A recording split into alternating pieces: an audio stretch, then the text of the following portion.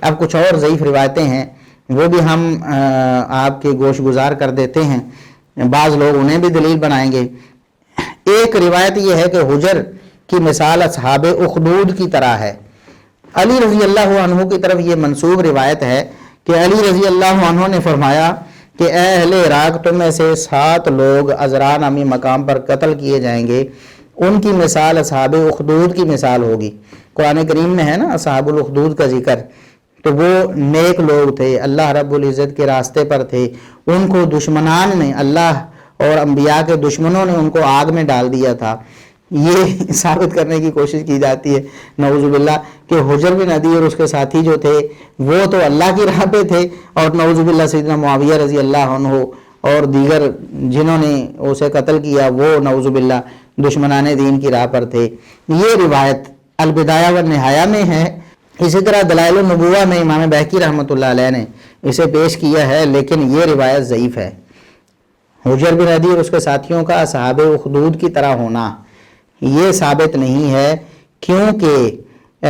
اس کی سند میں ابن لہیہ مختلط ہے، ابن لہیہ مختلط ہے، اور جو راوی یہاں بیان کر رہا ہے یحییٰ بن عبداللہ بن بکیر، اس کا اختلاط سے پہلے ابن لہیہ سے سننا ثابت نہیں، لہٰذا یہ روایت بھی ضعیف ہے۔ تو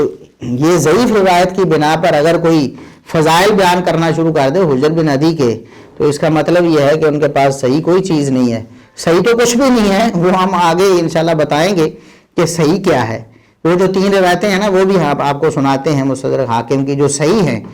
جو مرزا صاحب نے پڑھ کے نہیں سنائیں، ویسے ہی اوپر سے کہہ دیا کہ 13 روایتیں پڑھ لو، آپ کو آنسو نہیں روکیں گے۔ اگلی روایت ہے کہ المحن میں ذکر کی ہے، المحن میں